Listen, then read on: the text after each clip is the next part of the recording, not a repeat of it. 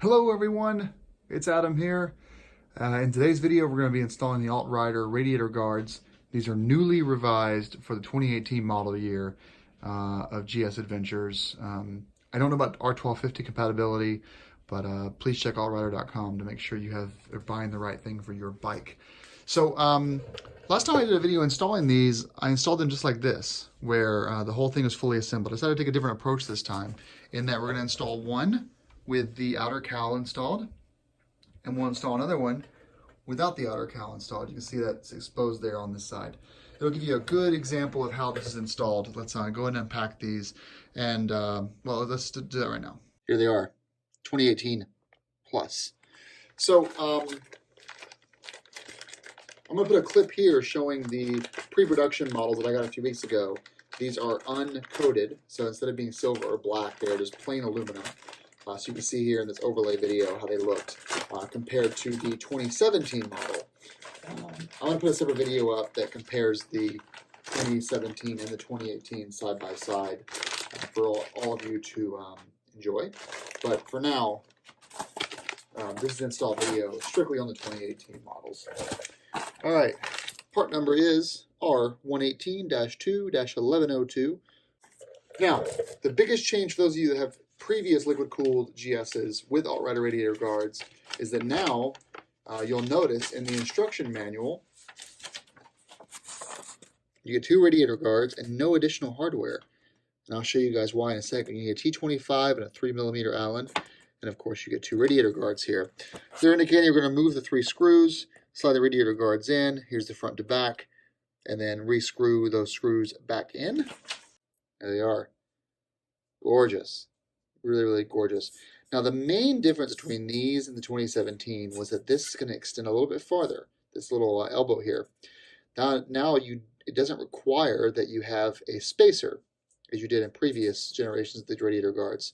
So that's one big change, and of course, perfect fit with the 2018 model. This appears to be the passenger right side of the bike. Let's go to the left side. I'll show you how it fits in the radiator. All right, here we are on the exposed open shroud of the radiator. We have our guard right here. So you have this sliding area up top. So that's where you're going to slide the guard into. And then you've got this T25 here that will come out, and then you've got 2 more T25s on the side here that come out. So let's actually get that out of there. And yes, I am dressed in my Wookiee costume, but it's because my basin's a little bit cold this time of year. So by removing that, you're able to take the shroud completely off. It just pops right out like that. These 2 pieces here, so you pull out on the bottom and then slide right down. Now that we have our OEM shroud right here, you'll see that this part here comes down like that. It slides right into place. And this fits on top like this, nice and snug. And then you've got this piece here. Now, if yours happens to be a little bit unaligned, it's aluminum, so you're safe to push this in a little bit more. And there you go, just like that. So you've got your bottom mount piece right here. You've got your 2 side pieces right here for the outer cowl. And this part here goes on the top. By the time you've actually fastened all this down, this top piece here, which is already pretty snug, won't be going anywhere. If you're really afraid about it, feel free to throw some zip ties in there. But in my experience, this has never come loose when I'm riding. All right, so let's fit it back on the bike and drop that down.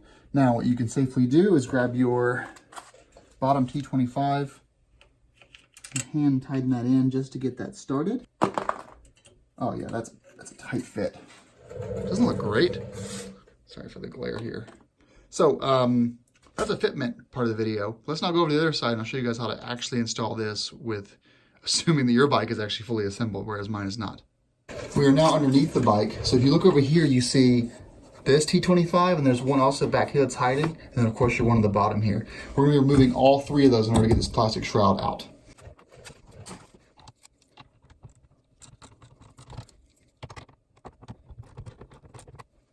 Now those 3 screws are out, you can just simply pull this right out. And it slides right down. All right, same as the other side. Stick this in from the top, straight down. You're gonna hook it in right here. and then snap it on the top. Now that you have this assembled, you can slide it back up in here and get ready to hand tighten that bottom bolt down. I know this is a tough angle because of the forks, but it's really the only angle that I have available to me so that I can still work and get this in there. So you're wanting to first insert these two top prongs. Then you can worry about getting it lined up on both sides of the radiator and hold it with your left hand. And then we can screw in this bottom bolt. That just holds it still. Just hand tight it. That way you got it kind of in place where it's not going to go anywhere. Then from there, just work your way up, starting with this one. You may need to push in on this outer fairing piece to get those holes lined up.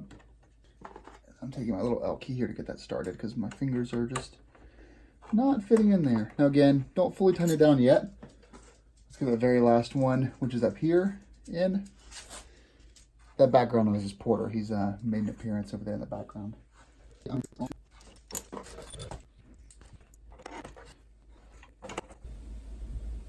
right, now that all three of these are tightened down, we just need to finish that up. You can do these a little bit more than hand tighten now, and then grab your wrench and finish the job. All right, we're going off gimbal here to show you guys what this looks like from far away. So now your very silver radiator guards look black. Close up, ignore the cable. Gives you an idea what you're looking at here. Again, you've got your lower T25, you've got your fairing here, and then you've got this piece here, which aligns perfectly with this hole and fits right in there nicely, where before it needed a spacer. And then on the other side is the completed product. So here's the outer piece, and then on the inside, you've got your lower 25, middle, and then your outer is up there. And they're really strong. They really are. I ran these radiator guards on my 2017 GS. Obviously, they were the previous iteration of them before they were modified to not require any extra bolts or spacers, which is really nice, by the way. Using OEM bolts is just really, really a nice improvement. It saves AltRider money, but it also gives you peace of mind that you're using BMW bolts and the fitment is spot on. Spacers, you know, it's nice not to have spacers. They're fine, but whatever. I ran those previous AltRider guards for 14,500 miles. They were wicked. They were awesome. The fact that I never had a problem means they were awesome. Lots of off-roading, lots of gravel. You know, being behind a whole line of smoke with bikes in front of me, rocks going everywhere, and never was stranded. You know, did the guards prevent anything? I'll never know. Did they help? I'm pretty sure they helped. So these are great. There are lots of radiator guards out there. You know, I like AltRider because they are manufactured in the USA. They're designed in the USA. All the people there ride. The owner, Jeremy, is really a good rider. Look him up on YouTube. So they really do care deeply about their products, and it's really cool to see a revision of these. Check out the other video if you're interested, and you will see how I compare the 2013 to 2017 radiator guards with the 2018 revision, and you can check that out for yourself. Okay, everyone, ride safe, and thanks for watching, and I hope this was helpful.